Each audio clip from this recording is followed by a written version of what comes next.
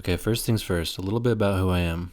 I'm a WoW vet of 19 years. Since I was 6 years old, I've had a WoW sub. You're welcome, Blizzard, for the $3,000 in sub money alone. Classic WoW has literally groomed itself into my favorite game of all time by a long shot. I'm a classical Andrew, through and through. Literally in my free time, my favorite hobby is sitting around and writing new content ideas for Classic Plus for myself. New ideas, not reused. Real Classic Plus is all I want out of life. Usually I'm very positive about Classic WoW, but Season of Discovery has turned me into Dark Splish. When Jonathan Allen Brack announced Vanilla, I openly wept. Tears of pure soy. When this lady announced Season of Discovery, my heart sank to my grippers. It made me sod. We wanted Turtle and we got Ascension. It's not real Classic Plus, but it's already being equated with Classic Plus. Classic Plus? Meaning if it fails, people's views of Classic Plus could go down with it. Before half the comments are, wow, Doomers will complain about anything, let me be clear that I will be playing Season of Discovery, and I'll probably have some fun doing it. In fact, let me just get everything positive out of the way before I become a nitpicking baby. Fathom Blade is sick. Honestly, one of my favorite sword models I've seen. Reminds me of Final Fantasy X. Yeah, though, it's a two-hander. S-Man? The golden Vendor Strike looks amazing, and Classic needs more pull arms, although a level 25 blue item looking identical to a level 60 epic raid item isn't really what Classic is about. Fun fact, Shard Strike vendors for more than Thunder Strike despite being the same item. There's tons of new ways to play, new abilities to try, and making many alts is very tempting. They teased Karazhan Crypts being potentially used as a setting for a dungeon or a raid, which would be amazing and actually new. They teased potentially adding dual spec, which has certain downsides, but I think could really improve Classic overall. Penance is one of my favorite abilities. It's always felt great to press. I'm staying optimistic that the Ashen Vale open world battleground could be fun, although there's already a battleground themed in Ashen Vale, a little guy called Warsong Gulch.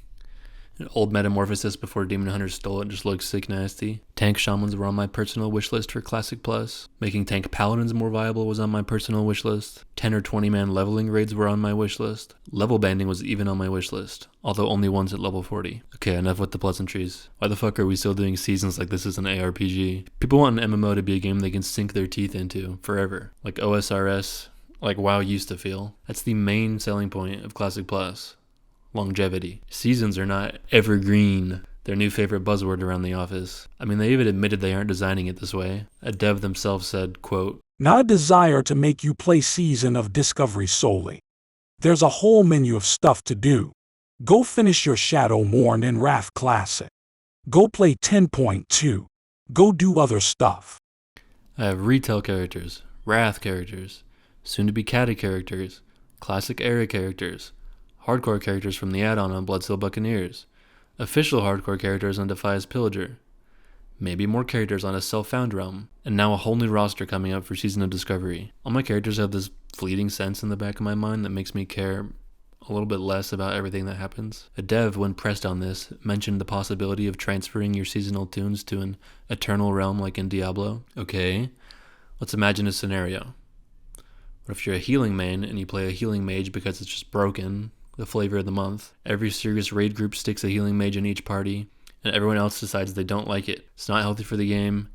Every other healer in the raid has nothing to heal. No one thinks it should be in Classic Plus going forward. The Season of Discovery ends, and everyone transfers their tunes to a new Eternal Classic Plus server, where the Chronomancer mages are gone, thank God. Now you're a healer main, stuck with a mage that doesn't heal, and is wearing a mage healing set. Half your primary action bar is empty now. You're wearing the new tier set that they made specifically for healing mages. Does it even exist anymore? Or does your gear disappear? How many of your items should be gone now because they came from failed content? Seasonal in general just feels like a waste of development time to me. As far as hardcore goes, a dev basically confirmed that there wouldn't be official hardcore for Season of Discovery, which I'm honestly fine with. I mean, it seems like it would be miles and miles easier with the balance of the new runes, to the point of being no fun. Actual Runeless Classic Plus needs hardcore so badly though. I mean, the thrill of trying to survive entirely new dungeons and new zones and mob types blind would be intoxicating. 99% of players in the Season of Discovery will be doing all their discovering on WoWhead within 24 hours. The level bands. Why is there an XP boost for all previous level bands? The devs keep mentioning they are prioritizing respecting the player's time, but the most efficient way to level now, with respect to your own time, is to not play at all for the first few months until 1 to 60 is all XP boosted. But I don't think I'll touch an alt until the whole way is XP boosted through. The system is literally at odds with itself, don't you think? Emphasis on experiencing all that Azeroth has to offer from 1 to 60, with more leveling content, but then adding a system on top of that with the purpose of rushing people to the endgame past the leveling content. Feels to me like a main benefit for them of the system is actually buying time to develop anything at all. A reduced max level really is cool though, for many of the reasons they stated, and I think we all saw that in Classic Beta. It really brings out the creativity in the players finding all those special items otherwise overlooked, and seeing the highest level dungeon they can push is awesome. It lets the degenerate gamers feel less rushed to get to 60 and fit in a week 1 Molten Core, while the slower levelers have more time to keep up. It gives people room to try out many alts before they decide which main they want to bring with them to raid at 60. My personal idea for this was always just a one-time deal, level 40 level cap. That way people had full access to their specs talent tree to really feel their class. It's almost the halfway point of total XP needed, so it just kind of fits. They could farm and earn their 60% mounts. They were past level 35, so they could raise their professions to max. And sweats could get their profession alts ready too. I would add an entirely new zone with mobs around level 44 or 45 to act as an end cap zone for the level 40 experience, with actual brand new dungeons and raids, with elites in an outdoor dungeon, with a massive new world boss to throw 100 people at. You might not even drop anything. You'd really prepare for your journey to level 60 to help you reach there when the gate was lifted. Okay, and the reimagined dungeons. First of all, reimagining the old vanilla dungeons was already done. It's called Cataclysm. Brand new instances would be so much cooler. Maybe they feel like they don't have the resources? Blizzard, give them the resources. What is even going to happen to old BFD? Is Gravestone Scepter gone? Is Outlaw Saber gone? Maybe you don't care for original BFD. Well, the T's doing the same thing to Scarlet Monastery, one of the most beloved WoW dungeons of all time. Ravager, Herod's Shoulder, Whiteman's Chapeau, all gone. Say both instances are available. It still goes against the feeling of Classic, having multiple versions of all these enemies, having 2 existing simultaneous timelines. And I wanted a Scarlet Monastery raid badly, a level 61, after Naxxramas, where paladins can cleanse their corrupted Ashbringers and fulfill their dreams all the way back from 2006. And why make these new raid bosses skull level instead of level 28 or whatever they really are? Level 60 running a level 25 instance should not be one-shotting skull level enemies like it's retail mount farming. Boss level means boss level in Classic.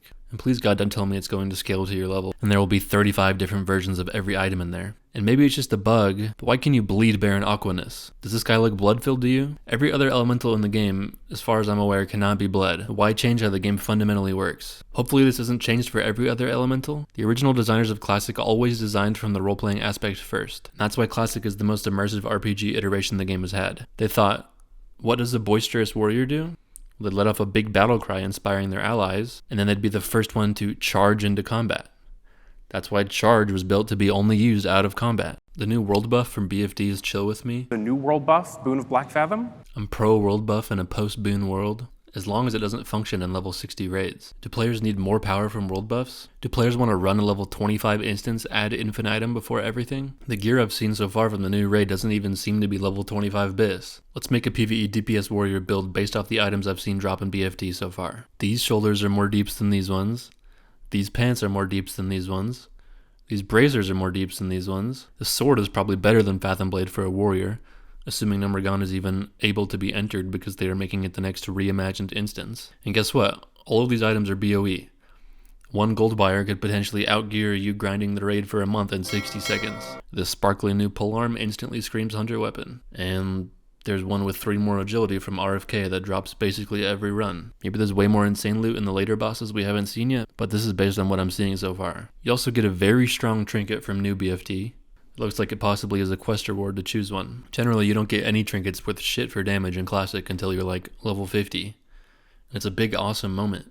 It makes Carrot on a Stick, for example, that much more iconic. Just feels wrong getting an amazing one before you might even have a helmet. And every player gets bonus Shadow Resist now. Sorry, Shadow Priests. You're gonna feel those Fear Resists and Ashen Veil stack up. My idea I've had for leveling raids were all set up as layers like Onyxia. A few packs and then a big boss. You know, people aren't really able to raid for hours on a whim. That's why they are set up with a schedule at a set time. And you join the guild that fits your schedule. To me, one boss layers are something that you can quickly get people down to do by just asking the zone you're in. So it'll be much easier to find a group as people reach max level and these leveling areas become much less populated. They could all be hunts you're given a quest for and you're tracking down these gargantuan beasts. The bosses could be Monster Hunter inspired in a way. For example, a massive spider raid boss hiding in a dark webbed cave with sparse light sources. And a potential fun idea to keep them evergreen. Each of these layers would spawn a different chest of loot relevant to a level 60 if they were able to solo these bosses, in a manner similar to the Mage Tower of Legion. One of these raid bosses at level 30, 40, 50, maybe soloing each of these bosses and then culminating in duoing Onyxia which is possible in vanilla, awards a title. How is a level 30 boss going to be a challenge for a level 60, you might ask? Well, there could be an emphasis on dodging mechanics that do max percent HP, and the fight could be extended with add phases and immune phases, for example. On the topic of solo content in general, Blizzard said during BlizzCon, multiplayer content is the heart of World of Warcraft. Though I partly agree, they don't focus on solo content nearly enough. Why was the Mage Tower one of the most beloved pieces of content they ever added? Content so nice they released it twice. Why do people love watching solo hardcore challenges and solo dungeons? Why were Asmon's most popular videos back in the day about how to solo old raids? Or a solo Iron Man run? Solo content is amazing. What matters is having other people around to see you flex what you achieved solo. Okay, let's look at some of the runes. Wild Strikes for Druids on the chest. Okay, so Alliance are getting Wind Fury now, which used to be Horde exclusive. And it's actually better than the Horde Wind Fury because it's a buff that goes on your character, not on your weapons. Meaning you can stack this Wind Fury with poisons, sharpening stones, oils. Maybe they're changing the Shaman Wind Fury to work this way as well, but I don't know if that's true yet. It's kind of ridiculous. Should Druids really do Shamans as the most iconic thing better than them? Not to mention there's this little weird part where it's percent additional attack power, whereas on Classic, Wind Fury Totem is a flat bonus attack power. Again, maybe they'll change the Shaman one, but it's just weird. I'm not fully sure how this ability works, but Paladins just have better Tremor Totem now. Your Inspiring Presence periodically dispels fears and sleep effects on nearby party members. Okay, but in PvP, for example, you can wall into the enemy's Tremor and then fear them. But if the Paladin just is the Tremor, you can't kill the Totem. So again, Alliance can now do something better than a Horde Shamans can. Now that Alliance has a Horde's unique raid buffing mechanic, what do Shamans get in order to balance the factions a little bit more? Like,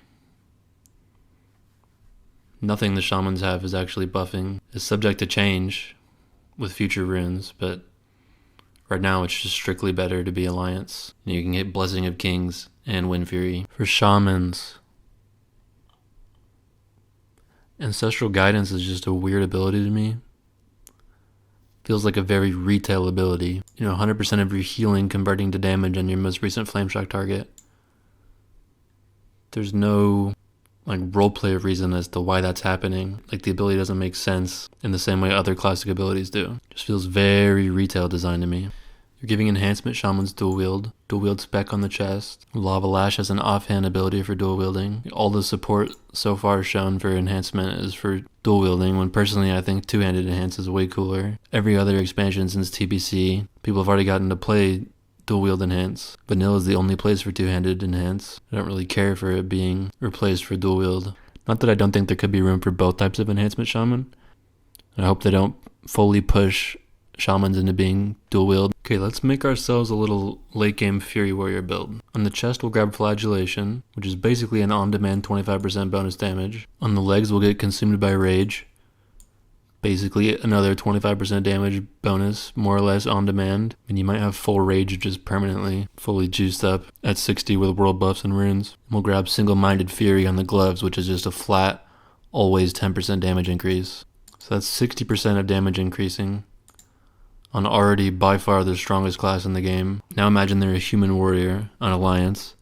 They now have Wind Fury, which is stacking with their weapon sharpen, with a sword, and sword spec, and Hand of Justice, and they have Kings, and they're fully world buffed, and they have potentially new world buffs, and this is only 3 of the runes, and they might have 6 runes, maybe 13 runes for all we know. This might not matter at level 25, but it will matter at 60. Imagine your raid group is 20 of these warriors, and now you're the Shadow Priest in the group, oh, finally. There's no dot limit, I can put my dots up. I have all these new abilities, Shadow Priests are finally playable. And then the boss dies in 6 seconds before you even have every dot up. They can make the raid bosses way harder, have way more health. But then what happens in PvP, where marksman hunters can already aim shot, multi-shot you from 100 to 0. Now everyone's doing twice the damage, it's just one shots. Okay, then say you make everyone tankier in PvP, add resilience or something. Say you make the open world harder as to not trivialize every enemy with all this extra power. Then when everything is now tankier in the game, then what was the point of making you do more damage in the first place? Demonic Pact is something warlocks are getting that I recently had to deal with in Wrath of the Lich King, and honestly I found the ability kind of problematic. I love to parse and I played a mage. If I didn't have a warlock in my 10-man raid, then I literally couldn't parse, gives such a huge amount of spell damage to your party. Homunculi for priests. Break off your soul, animate into 3 miniature copies of yourself that attempt to attack your target with a mace, a sword, and an axe, reducing attack speed, attack power, and armor. Maybe I'm missing a reference here, but I don't understand why the homunculi are using a sword which priests can't equip and an axe which priests can't equip. Why are copies of yourself using weapons you could never have? And I like the idea here, besides this weapon thing, because originally in Classic they were planning to make like a melee priest build, like a cleric build. I just feel like the flavor is all off with this, currently how this ability is. Maybe I'm missing something. Okay, and let's look at a hunter build for a second. The melee hunter option on the chest is Lone Wolf, so you deal 25% more damage but you have no pet. Then the melee hunter choice on the legs would be Flanking Strike, increases the damage of your Mongoose Bite and Raptor Strike. But who's doing the flanking if you have no pet? Why make the melee hunter leg option flavored behind the pet, going behind them and flanking them? And the chest piece for melee hunter involve having no pet. Just a little weird. Would easily be solved if there were, another chest option that we haven't unlocked yet for melee hunters. But I'm not sure if new runes will be for these slots, or if all the new runes will be for different slots. This is kind of a small thing, but a lot of classes are just getting a bunch of crit pumped into their kits. Burnout here, 15% flat crit for mages, 10% flat crit for warlocks, 30% flat crit for botting hunters. I feel like many of the best items in Classic, they give you 1% crit, rarely 2% crit, and you're going to feel the impact of those items less. It sort of slightly cheapens the moment of a crit when you just can't stop doing it. Like I was saying earlier, the PvP is already super bursty. Like if you were recently watching the OTK Malkarad tournament, it may have seemed like a bit of a slog. Nothing was dying. They had every defensive potion in the game, every defensive buff, no raid gear. Back in Phase 6 when I was playing my alt rogue who had just ZG gear and AQ20 gear against people with tier 3, you literally get tab target one shot by a warrior's auto attack like you're an explosive affix. For mage, this one's kind of a nitpicky personal thing, but personally, Ice Lance, having to shatter with Ice Lance now, to me is a downgrade from shattering with Cone of Cold. I feel like Cone of Cold is one of the coolest abilities ever. It's so satisfying to press, amazing noise, amazing animation. Ice Lance is just kind of wimpy. I like how the mage has to go in close to do their combo. They can't just sit back and do it from max range. But I'm sure some people like Ice Lance. Some of these talents feel like they're going to make eating and drinking hardly necessary while leveling at all. Like warriors get Victory Rush, but the version that heals you for 10% HP every kill. Warlocks can maybe pair Master Channeler with Life Tap. Shamans get Water Shield for infinite mana while leveling. This version of Crusader Strike for Paladins gives 2% mana every time you use it. Druids can just permanently cast Wrath now for free. I'm not saying it's necessarily a fun moment when you have to sit down and eat or drink, but it does make you more carefully consider how you do pretty much everything in the game. Resource management is one of the most important things when efficiently leveling. Separates good casters and bad casters in your dungeon group, and the importance of food and water really amplifies the mage's niche. Obviously better mana for druids and shamans in Classic Plus would be amazing. It's really what holds back balanced druid and Ellie shamans in a lot of ways. Just not how I would go about it. I would maybe heavily increase the effectiveness of spirit on them, and weight their items to have additional spirit and MP5 on them. At the end of the day, non-trivialized world content is one of the most praised features that differentiates Classic from retail. So why center an entire season around it? You can bring in tank shamans and paladins in line with the other tanks without breaking the entire game by going this far with every ability. But good news, guys. If you want to beta test Season of Discovery right now, get on Wrath of the Lich King. You can visit this NPC in Stormend or this NPC in Orgrimmar and lock your XP at level 60.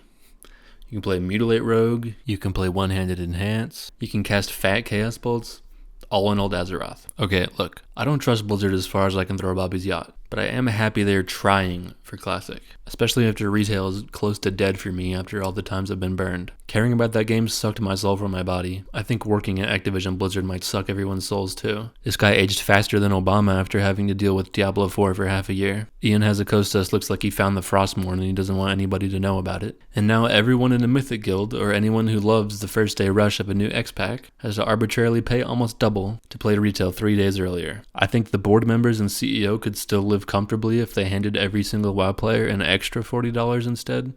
But whatever. At least our Classic Andy timeline isn't as dark as that. That's about it. See ya.